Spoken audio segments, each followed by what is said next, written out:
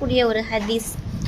தொழுகையின் விஷயத்தில் நம்ம எவ்வளவு கட்டுப்பாடோடு எவ்வளோ கவனமாக இருக்கணும் அப்படின்றத சொல்லக்கூடிய ஒரு ஹதீஸு. சுவனத்தின் பேரரசி பெண்களின் தலைவி ஹஜ்ரத் ஃபாத்திமா ரலியல்லாஹு அன்ஹுடைய இரண்டாவது பிரசவமாகிய ஹுசைன் ரலியல்லாஹு அன்ஹுடைய பெறதுக்காக வேண்டி பிரசவ வழியில் துடிதுடிச்சுட்ருக்காங்க. அப்போ நபி ஸல்லல்லாஹு அலைஹி வஸல்லம் அவங்களுடைய குடும்ப பெண்கள்லாம் இருக்காங்களா, அவங்க பிரசவ வேலையை மும்முரமாக செஞ்சிட்ருக்காங்க ஃபாத்திமா ரலியல்லாஹு அன்ஹுக்கு. அப்போ கண்மணி நாயகம் ஸல்லல்லாஹு அலைஹி வஸல்லம் அவங்க தன்னுடைய மகளாருக்காக வேண்டி பிரசவ வழிக்காக வேண்டி துஆ செய்கிறாங்க. சூரத்துல் அக்ராபின் அப்படின்ற ஒரு சூரா, இன்ன ரப்பகுல்லாஹு அதுலேருந்து ரப்பில் ஆலமீன் வரையும் ஓதுறாங்க. அடுத்து சூரத்துல் ஃபலக் ஓதுறாங்க. அண்ட் நாஸ் ஆகிய 3 சூறாக்களையும் ஓதி தண்ணீரில் ஊதி குடிக்க சொல்கிறாங்க.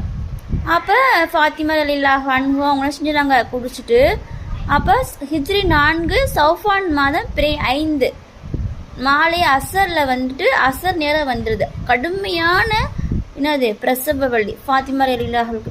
இந்த இக்கட்டான நேரத்துலையும் ஃபாத்திமா அவங்க ரலியல்லாஹு அன்ஹு அவங்க முகத்தில் ஒரு கவலையாக இருக்காங்க. அப்போ பெண்கள் எல்லாரும் கேட்குறாங்க, எதற்காக வேண்டி உங்கள் மூஞ்சி கவலையாக இருக்குது, ரொம்ப வலியாக இருக்கா அப்படின்னு. அப்போ ஃபாத்திமா இல்லை அவங்க சொல்கிறாங்களாம், இல்லை அசருடைய வக்து என்ன செஞ்சிருச்சு, வந்துருச்சு. நான் அசர் தொழுகலாட்டி நாளைக்கு யார் அல்லாஹ் என்ன செய்வான்ட்ட கேள்வி கேட்பான், ஏன் நீனு அசர் தொழுகலை அப்படின்ட்டு. அப்போ அவங்களாம் சொன்னாங்களாம், கவலைப்படாதீங்க, எல்லாம் அறிந்தவன் யார், அல்லாஹ். உங்களுடைய இந்த நேரத்தை அல்லாஹ் என்ன செய்வான், அறியக்கூடியவனாக இருக்கலாம், அல்லாஹ் உங்களை என்ன செய்வான், மன்னிச்சிருவான் அப்படின்னு சொல்லிட்டு சமாதானப்படுத்துகிறாங்க. ஆனால் கண்மணி நாயகம் அவங்களுடைய மகளார் ஃபாத்திமாக தொழுகை என்ன செஞ்சிடும், கலாவாகிவிடும். நாளைக்கு கியாமத் நாளில் அல்லாஹ் என்னிடம் என்ன செய்வான், அசர் ஏன் தொழுகலை அப்படின்னு என்ன செய்வான், கேட்பான். அதனால் நான் தொழ ஆரம்பிச்சிடுவேன் அப்படின்னு சொல்லிட்டு ஒழு செய்து தொழுறதுக்கு நின்றுட்டாங்க.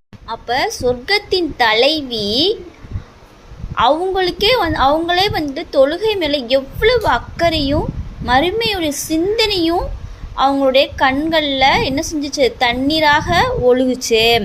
அப்போ நம்மளாம் என்ன செஞ்சிடணும், சிந்திச்சு பார்க்கணும், நம்ம எந்த நிலைமையில் இருக்கிறோம் அப்படின்னு என்ன செய்யணும், ஒவ்வொரு மனிதர்களும் சிந்திச்சு பார்க்க வேண்டும். என்பது மரண வலியை விட அதிகமானது அப்படின்றது எல்லாத்துக்கும் தெரியும். அதை விட தொழுகை தான் மேலானது அப்படின்னு சொல்லிட்டு ஃபாத்திமா ரலியல்லாஹு தொழுகையில் அவ்வளவு ஈடுபாடோட தர்பியத்தோடு இருந்தாங்க. இன்ஷா அல்லாஹ் நம்மளும் தொழக்கூடியவர்களாக ஆகணும்.